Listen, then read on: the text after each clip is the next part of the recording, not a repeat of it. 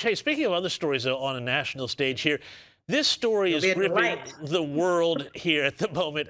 The one out of Arizona, and people in Australia too are absolutely fascinated by this. The case of 84-year-old Nancy Guthrie, the mother of TV host Savannah Guthrie.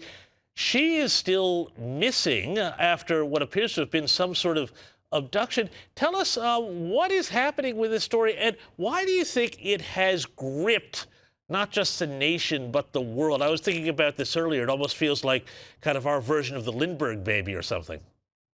Yeah, it is. It's just this horrifying thing, and why it's gripped the nation. I mean, yeah, I'm sure it's definitely the same in Australia. I guess like the morning show is kind of the show that is in everybody's household. Everybody knows Savannah Guthrie, and feels like they have some sort of personal relationship with her, just as a newscaster, and the story itself is like one of the most horrific, mortifying things you can imagine. Obviously, everybody loves their mother, and to imagine this mystery falling on you and this horror falling on your family is just chilling. So yeah, she was abducted, and what I thought really kind of brought the story to life was when they released the photo of the abductor, Mm. which you can see on your screen next to me. The B-roll there is him, and it's just like this, like it feels like you're living in a living nightmare or in a horror movie or something. Imagining that demon entering your home and abducting your 85-year-old mother.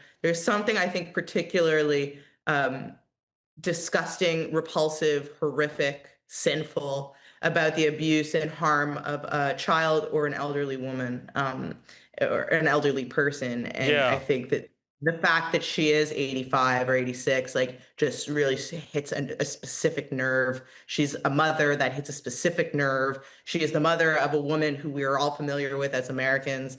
That hits another nerve, and it's just driving people insane, I think, Yeah. understandably.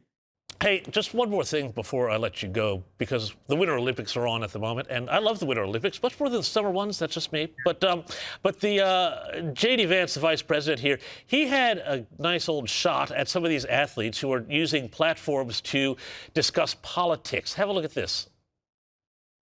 My advice to them would be to try to bring the country together. And when you're representing the country, you're representing Democrats and Republicans. You're there to play a sport, and you're there to represent your country and hopefully win a medal. You're not there to pop off about politics. I mean, amen to that, but this was after U.S. skier Hunter Hess said he had mixed emotions about representing the country. Your reaction?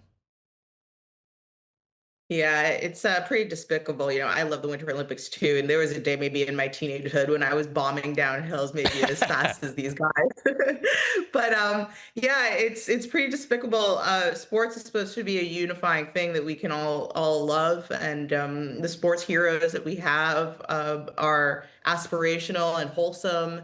And this is supposed to be just one thing. You'd hope that politics doesn't have to contaminate, but alas, apparently that's impossible because Orange Man bad, as usual. Orange man, bad, going for gold. Emma Jo Morris, always so good to get your thoughts and have a chat. Thanks so much for coming on the program.